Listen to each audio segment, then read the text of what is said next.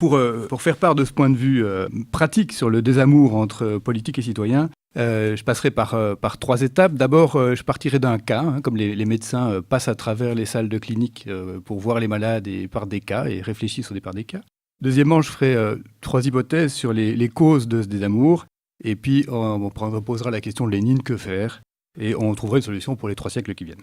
Alors, de ce point de vue pratique, je conclus aujourd'hui que le politique est largement inconsistant, irresponsable et stupide. Donc, comme je vais dire ça, je vais d'abord prendre une précaution oratoire, parce que je ne suis pas populiste et je ne compte pas dézinguer le politique. Pour 3 raisons. La première, c'est que j'ai travaillé 5 ans dans le monde politique. D'abord quand j'avais 25 ans dans un centre d'études, et puis plus brièvement quand j'en avais presque 50, comme nègre d'un président d'assemblée. Et j'ai adoré ça, et je trouve que le monde politique est passionnant et qu'il est plein de belles personnes. J'ai un paquet de copains et quelques amis qui ont été ou sont échevins, parlementaires, membres de cabinet, ministres, présidents de parti, et c'est des belles personnes. Ils sont souvent d'une intelligence redoutable, et ils connaissent la Belgique comme personne. Donc, politique, je vous aime. Julien Clerc dit femme, je vous aime. Politique, je vous aime. Donc, je ne suis pas anti-politique du tout. Deuxièmement, je pense qu'il y a une grande responsabilité des citoyens dans ce désamour. On a cité des chiffres, on peut en citer d'autres.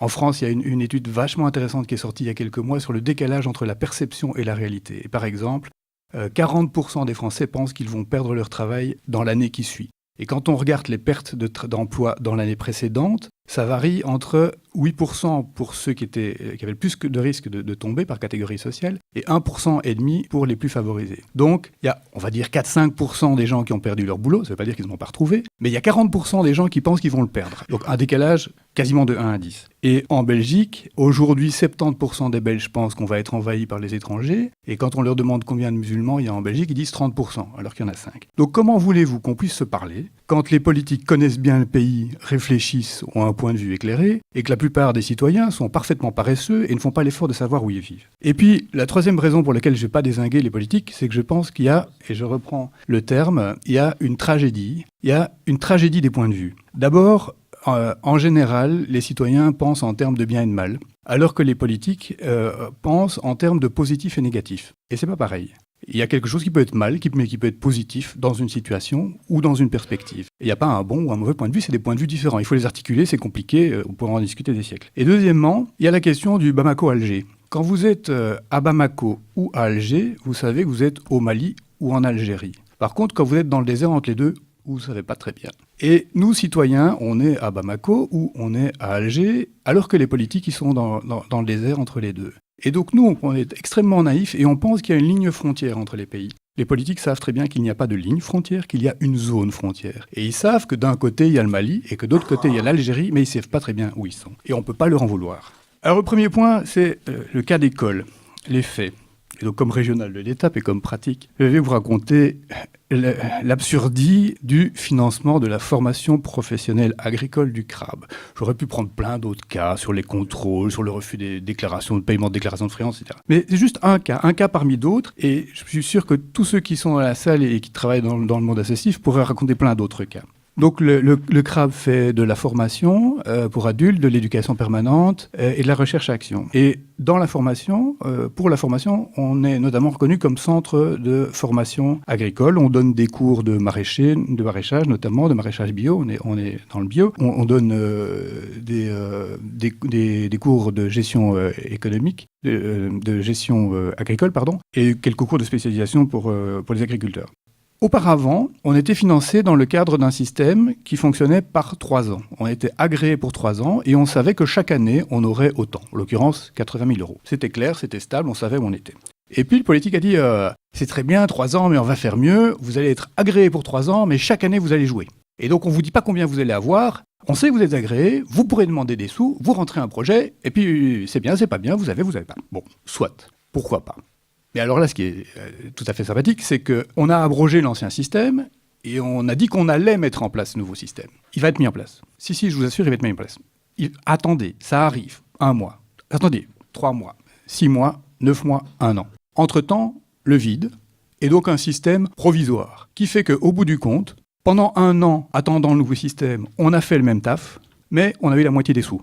Alors vous direz, ah bah si vous avez fait la même chose avec la moitié des sous, c'est très bien, il a bien fait le politique. Sauf que pour faire la même chose avec la moitié des sous, il y a d'autres choses qu'on n'a pas fait et on a eu des horaires de ministres.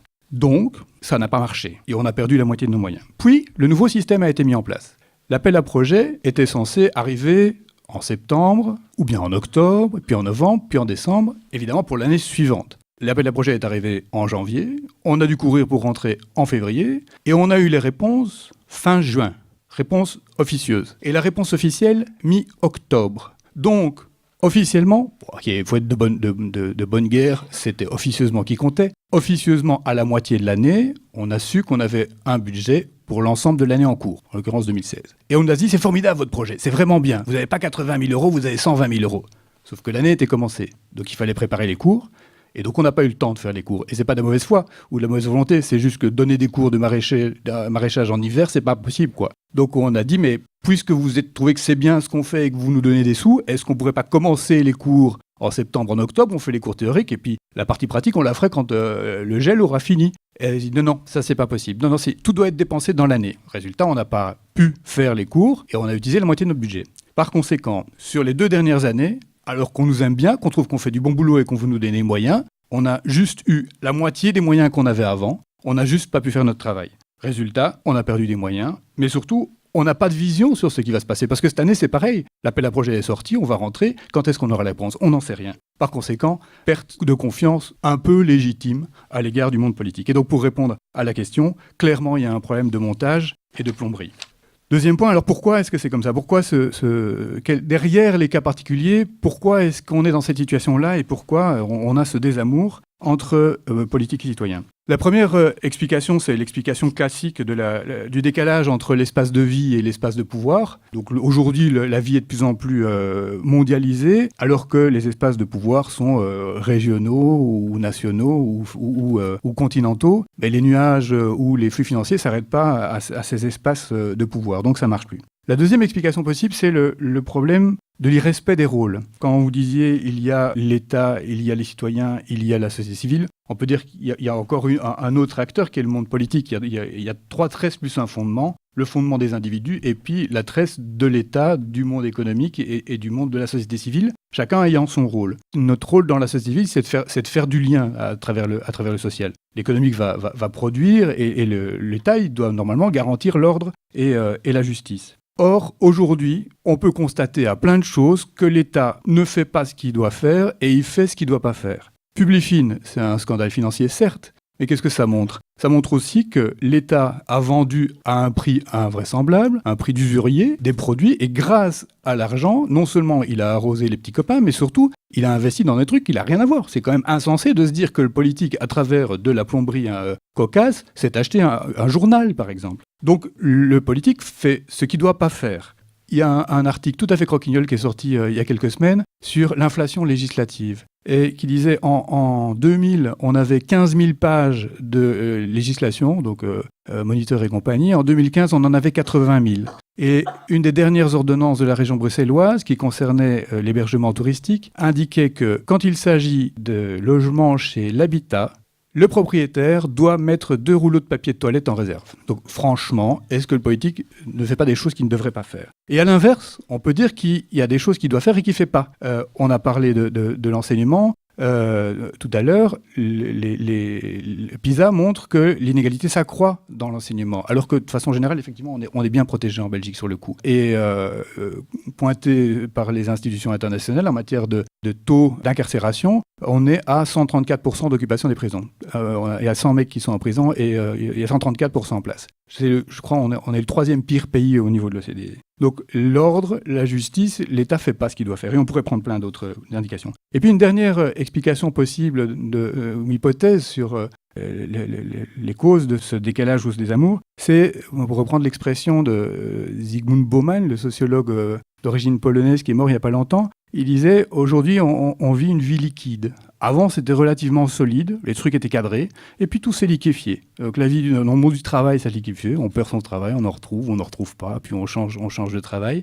La technique est devenue folle, on change de téléphone tous les 3 jours. Les lieux de vie se sont liquéfiés aussi, on en change tout le temps, et même notre vie personnelle et intime, elle s'est liquéfiée. On change d'amis, on change d'amour, on change de vie. Donc, sans jugement de valeur, il y a une liquéfaction, une fluidification, et ça pose problème. Ça pose problème à plein de gens, c'est anxiogène. Or, ça, c'est un truc fondamental dans la vie des gens, et le politique, il n'en touche pas une là-dessus. Et c'est peut-être normal, et c'est peut-être heureux qu'il n'en touche pas une. Mais donc, ça veut dire que le politique a des problèmes de cadre, il ne parvient plus à cadrer, et par rapport à un problème fondamental de notre vie qui est la liquéfaction, positive ou négative, et il ne donne pas de cap. Donc, voilà, sans cadre ni cap, c'est compliqué, et on peut se dire qu'effectivement, il y a quelque chose qui ne marche plus, que ça ne tient plus. Alors, que faire, camarades ? D'abord, et je reprends le point de vue strictement pratique de l'homme d'association, je pense qu'on doit vraiment balayer devant notre porte dans le monde associatif, que dans le monde associatif, on est assez souvent incompétent, parfois lâche et parfois même dépressif. Donc, il faut se reprendre. On doit, 1, s'améliorer, 2, innover, 3, mutualiser, dans le désordre. Il faut qu'on s'améliore avec des outils de gestion, des outils d'analyse, des outils de réflexion. On doit vraiment mutualiser et faire en sorte qu'on partage des outils, des bonnes pratiques, des fonctions des personnes. Il reste une concurrence entre associations qui est absolument affolante. Même le monde économique qui est dit concurrentiel est beaucoup plus coopératif que nous. Et on doit innover, et ça touche le deuxième volet ou la deuxième possibilité. Donc c'est les deux, mon colonel. Il y a un problème de plomberie, mais il y a aussi un problème d'efficacité et de durcissement du problème. Et je pense, par exemple, que dans le champ social, souvent on réfléchit et on agit encore comme on le faisait il y a 30 ans, il y a 20 ans, il y a 10 ans, c'était peut-être encore pertinent, mais aujourd'hui, ça ne l'est plus. Qu'est-ce qu'on constate ? On constate que les riches, de toute façon, ils sont mis à l'abri. Ils sont aux Bahamas, ils sont ailleurs, ils sont tranquilles. Voilà, ils sont hors jeu. Et ils n'ont pas de problème avec ça. Le problème, c'est que l'autre côté, les pauvres, les sans-grades, les fragiles, ils arrivent à être poussés dehors aussi. Mais eux, ils n'ont pas les moyens de s'organiser correctement ou de faire avec cette mise à l'écart. Et donc, on parle de la Sherwoodisation.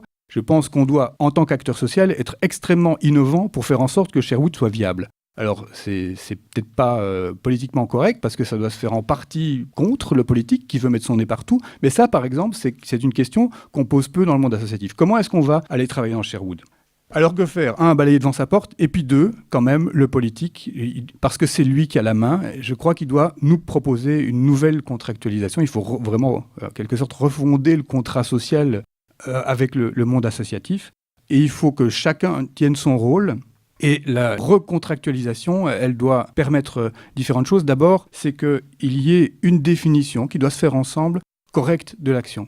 Je suis absolument effaré que dans l'action sociale, en tout cas du côté wallon, et ce n'est pas le cas par exemple dans le monde de la coopération au développement, qu'on ne nous pose pas la question de ce qu'on veut faire. On ne nous demande pas quelle est notre intention, on ne nous demande pas quel est notre objectif, on ne nous demande même pas quels sont les résultats et les indicateurs de résultats qu'on a.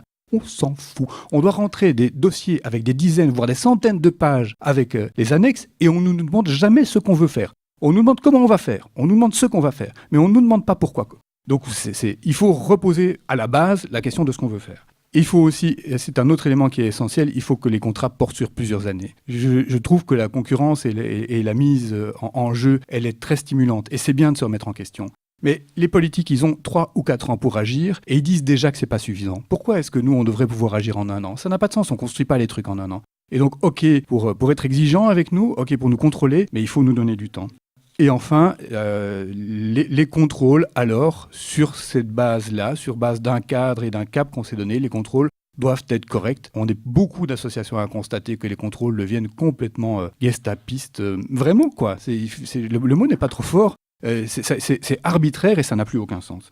Alors pour conclure, Hegel disait la catégorie fondamentale du politique, c'est l'espérance. C'est pas mal, c'est assez sympa. Marx n'était pas hegelien pour rien, c'est bien l'espérance. Mais je pense qu'il y a et effectivement, on a besoin de perspectives. Mais je pense qu'il y a une autre catégorie qui est peut-être plus importante encore, et c'est le La, L-A avec accent. Et ça vient de Dogen, ce vieux japonais moine du XIIIe siècle, qui était à la base du zen, et qui disait, il dit pas le là, mais il dit le paysage n'existe pas. Il dit on se promène, on voit un paysage, mais on continue, on voit un autre paysage, on continue encore, on voit un autre paysage. Donc le paysage en soi n'existe pas. Ce qui existe, c'est le point de vue. Il y a le point de vue sur le personnage, mais il n'y a pas de paysage, mais il n'y a pas de paysage en soi. Et de même, le temps, c'est pareil. Hier, demain, ça n'existe pas. Il n'y a que la perception qu'on a du passage du temps. Et la perception qu'on a du passage du temps, elle est ici. Et donc on peut dire que le fondamental, c'est là. C'est parce que là, on dit on est là, comme c'est vrai pour l'espace et c'est vrai pour le temps, on est là. Et c'est là que ça se joue. Je pense vraiment que la situation est extrêmement grave, qu'il y a une sape complète du sens du commun.